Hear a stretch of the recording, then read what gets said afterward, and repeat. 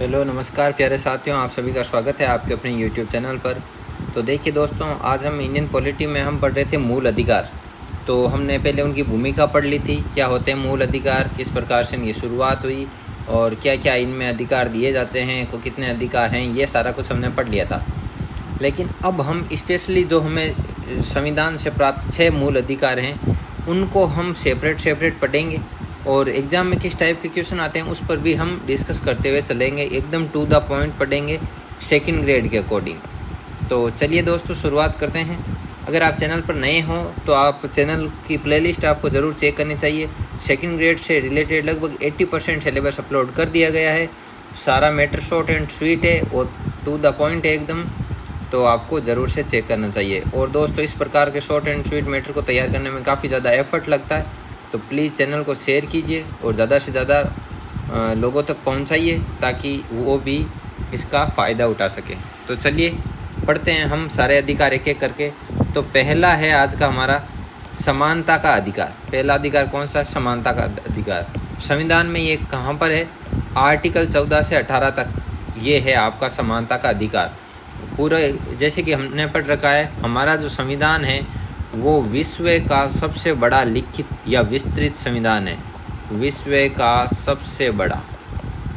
सबसे बड़ा लिखित संविधान है भारत का संविधान, और विस्तृत भी है। एक एक टॉपिक को, एक एक पॉइंट को इतने डिटेल से समझा रखा है, बहुत ही कम गुंजाइश है कहीं पर भी विरोधाभासी स्थिति होने की। तो इसीलिए ये जो 6 अधिकार है इनको भी एक एक लाइन में, एक एक शब्द को यहाँ पे वेल डिफाइन कर रखा है, तो वो हम पढ़ेंगे। देखिए आर्टिकल 14 क्या कहता है आपका? ये कहता है विधि के समक्ष समता। समता मतलब कि समानता, विधि मतलब कानून की समानता का अधिकार है। तो वो कानून के समक्ष किस प्रकार से हम सब लोग समान हैं उसके बारे में बताया गया है इसमें। तो एक तो देखिए दोस्तों, क्वेश्चन एग्जाम में छपने वाले क्वेश्चन, एग्जाम में छपने वाले क्वेश्चन किस प्रकार से आते हैं? या तो सीधे आ जाएगा समानता का अधिकार आपके संविधान में कहाँ मतलब कि स्टे करता है, कहाँ पर है, तो वो आर्टिकल 14 से 18 तक है। तो ये सारे ही आपको 6 जो अधिकार हैं ये आपको 1 से 6 तक सारे ध्यान रखने हैं उनके आर्टिकल। लेकिन इनसे जुड़ी हुई कुछ बेसिक बातें जो कि कथन और कारण में आ सकती है, जो कथन होते हैं सत्य असत्य वाले, उस प्रकार के क्वेश्चनों में आ सकते हैं। तो इनके बारे में चलिए चर्चा करते हैं। विधि के समक्ष समानता से यहाँ पर क्या तात्पर्य है? राज्य किसी व्यक्ति को भारतीय राज्य क्षेत्र में विधि के समक्ष समता अर्थात समानता, मैं बता चुका पहले, और विधियों के समान संरक्षण से वंचित नहीं करेगा। तो अब देखिए ये क्या बोल रहा है कि राज्य है, राज्य यहाँ पे कोई सीमित शब्द नहीं है। राज्य अनुच्छेद 12 में वेल डिफाइन है। राज्य कौन है? वे समस्त संस्थाएं भी राज्य के अंतर्गत आएगी जो कि डायरेक्टली और इनडायरेक्टली क्या है, संघ पर मतलब कि केंद्र पर आपके आश्रित है किसी भी प्रकार से, वो सभी राज्य के अंतर्गत आएंगी, संस्था भी। तो राज्य किसी व्यक्ति, अब यहाँ पे व्यक्ति भी कोई ये नहीं कि व्यक्ति तो बस भारत के नागरिक, उनसे नहीं है। व्यक्ति यहाँ पे एक बड़ा टर्म है। व्यक्ति कैसे बड़ा टर्म है? व्यक्ति का मतलब कि ये जो फॉरेनर आते हैं हमारे घुमंतु, ये भी इस व्यक्ति के अंतर्गत हैं। तो भारत का नागरिक, जैसे कि ये 15 और 16 आर्टिकल में साफ साफ लिख रखा है भारत के नागरिक सब, लेकिन यहाँ पे आया व्यक्ति, मतलब कि कोई भी व्यक्ति को भारतीय राज्य क्षेत्र, मतलब कि अगर वो भारत में है कोई भी व्यक्ति, तो उस पर ये विधि समान रूप से लागू होगी। विधि के समक्ष समानता और विधियों के समान संरक्षण से वंचित नहीं करेगा। मतलब कि भारत के अंदर कोई फॉरेनर ने कोई अपराध कर दिया है तो उस पर भी उसी हिसाब से भारतीय कानून लागू होंगे जिस प्रकार से भारतीयों पर होते हैं, कोई अलग नहीं होगा। व्यक्ति में अब देखिए व्यक्ति टर्म को परिभाषित किया गया है। व्यक्ति में नागरिक, अनागरिक, मैंने बता दिया ना, अनागरिक मतलब फॉरेनर, एवं विधिक व्यक्तियों यथा कंपनी है, कोई निगम है या व्यक्तियों का समूह है, ये आदि इस व्यक्ति टर्म के अंतर्गत सम्मिलित किए गए हैं। ऑल क्लियर है? तो वैसे तो नॉर्मल चीज़ है लेकिन समझने के लिए इतनी बताई गई। अब समानता का अधिकार है, सीधी सी बात है, वे समान ही होंगे, कानून के समक्ष भी समान ही होंगे। अब देखिए विधि के समक्ष समता क्या है? यह अवधारणा ब्रिटेन से ली गई है। एक तो ये इम्पोर्टेंट फैक्ट है।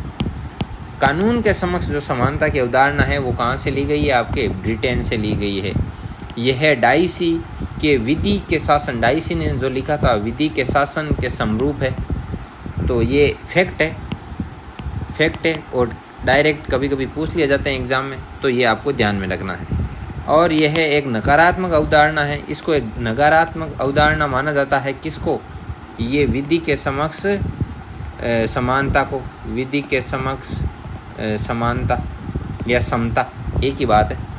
कोई भी व्यक्ति विधि से ऊपर नहीं है।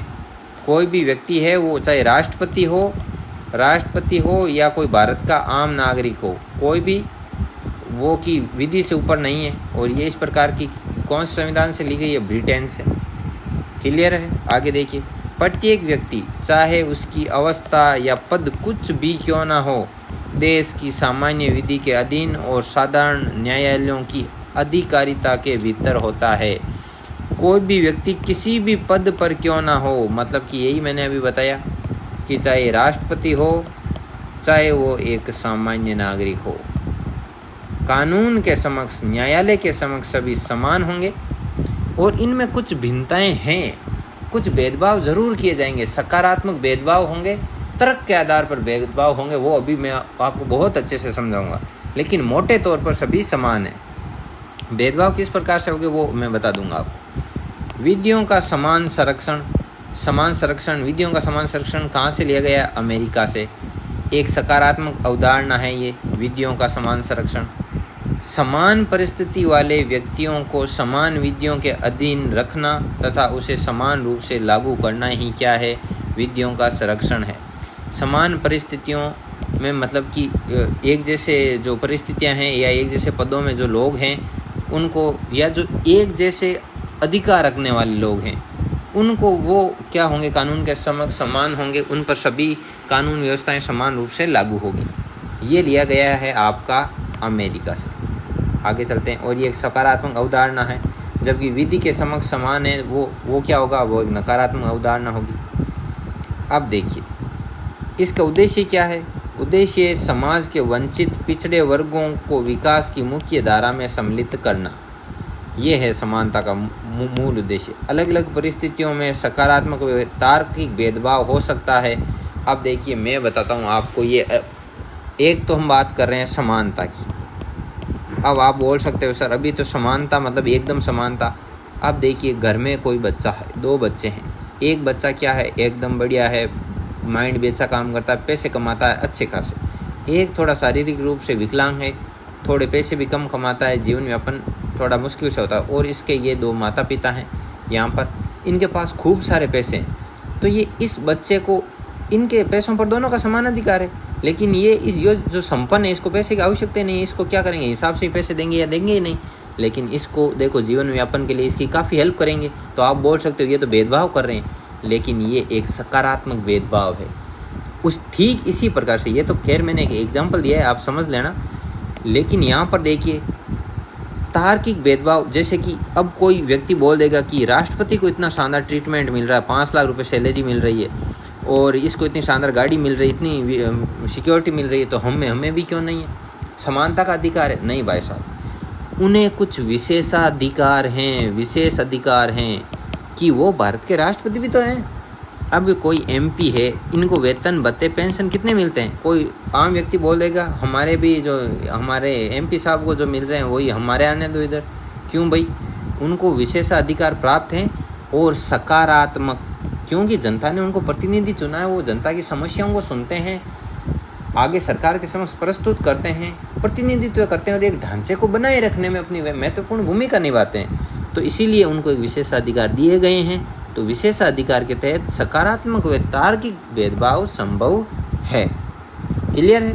आगे बढ़ते हैं। उम्मीद है आपको वीडियो अच्छे से समझ में आ रहा होगा। प्लीज़ वीडियो को लाइक कर दीजिए और अपने दोस्तों के साथ शेयर भी कर दीजिए। आते हैं आर्टिकल 15 पर। आर्टिकल 15 क्या कहता है? धर्म, मूल वंश, जाति, लिंग व जन्म स्थान के आधार पर विभेद का प्रतिषेध करता है। मतलब कि इन आधारों पर भेदभाव नहीं किया जाएगा। क्लियर है? क्या है इसमें? अनुच्छेद 15 में कुल 6 उपखंड है। अब ये इतना ज़्यादा डिटेल में आपको जानने की ज़रूरत नहीं है, लेकिन मोटी मोटी बातें आपको ध्यान में रखनी चाहिए। क्या है? अनुच्छेद 15 का जो भाग फर्स्ट है और सेकंड है वो है आपके मूल अधिकार से संबंधित, और जो बाकी भाग 3, 4, 5 और 6 इनमें राज्य की शक्तियों का उल्लेख है। ठीक है। अब देखिए आर्टिकल 15, यहाँ पे लगा दो आप इम्पोर्टेंट। क्यों भाई इम्पोर्टेंट? आर्टिकल 15 केवल नागरिकों को प्राप्त है, ना कि व्यक्तियों को प्राप्त है। व्यक्तियों में मैंने आपको बोल दिया था कि अनागरिक लोग भी आ जाते हैं और वो टूरिस्ट भी आ जाते हैं, लेकिन नागरिक की बात आते ही केवल भारत के नागरिक, जिन्हें भारत की नागरिकता प्राप्त है, उन्हीं पे ये लागू होगा आपके आर्टिकल 15। घुसा खोपड़ी में। अब देखिए ये जो आर्टिकल 15 का भाग फर्स्ट और आर्टिकल 15 का भाग सेकंड, ये है आपके मूल अधिकार से संबंधित। तो देखते हैं क्या है इनमें। आर्टिकल 15 का भाग फर्स्ट क्या है? केवल धर्म, मूल वंश, जाति, लिंग, जन्म स्थान के आधार पर नागरिकों के मध्य विभेद नहीं किया जा सकता। हमने पहले ही बता दिया भाई ठोक बजा के कि आर्टिकल 15 है वो किस पे लागू होगा? नागरिकों पर। अब नागरिक कोई चाइना के तो होंगे नहीं, होंगे हमारे भारत के। ये बोल रहा है कि केवल धर्म, केवल मूल वंश, जाति, लिंग, जन्म स्थान के आधार पर नागरिकों के मध्य विभेद कदापि नहीं किया जाएगा भारत की बाउंड्री के अंदर। बाकी का पता नहीं। आगे देखिए आर्टिकल 15 का जो भाग 2 है वो क्या कहता है? कोई भी नागरिक केवल धर्म, मूल वंश, जाति, लिंग, जन्म स्थान या इनमें से किसी आधार पर निम्नलिखित में प्रवेश या उपयोग से नहीं रोका जाएगा। आर्टिकल 15 है वो, एक तो यहाँ पर पहले तो बोला गया है धर्म, जाति और ये लिंग, जन्म स्थान के आधार पर विभेद नहीं होगा, और ये आर्टिकल जो 15 का भाग 2 है ये इसी को और विस्तार देता है। ये कहता है कि ये जो सार्वजनिक स्थान वगैरह है इन पर इन आधारों पर इनको रोका नहीं जाएगा। कौन से स्थानों पर? जैसे कि कोई दुकान है, इन पर ये कोई जाति, मूल वंश, जन्म स्थान के आधार पर नहीं रोक सकते। सार्वजनिक भोजनालय हैं, होटल हैं, सार्वजनिक मनोरंजन के स्थल हैं जैसे कि मेले वगैरह हैं। या आगे देखिए राज्य पोषित सार्वजनिक उपयोग हेतु समर्पित कुएं हैं, तालाब हैं, स्नानाघाट हैं। जैसे कि पहले होता था ना कि जो अनुसूचित ये जो हैं दलित वर्ग है वो कुओं पर नहीं जा सकते। यहाँ पर कोई घड़ा वगैरह है, बाल्टी हाथ नहीं लगा सकते, तालाब में पानी नहीं भर सकते। लेकिन आर्टिकल 2 क्या बोलता है? ये समानता का अधिकार तभी तो हुआ। इसी प्रकार से तो सड़क या सार्वजनिक समागम स्थलों आदि पर प्रवेश हेतु रोक नहीं लगाई जा सकती। इन आधारों पर। कौन से आधारों पर? जाति, लिंग, जन्म स्थान, मूल वंश आदि के आधार पर इनको रोका नहीं जा सकता। ठीक है।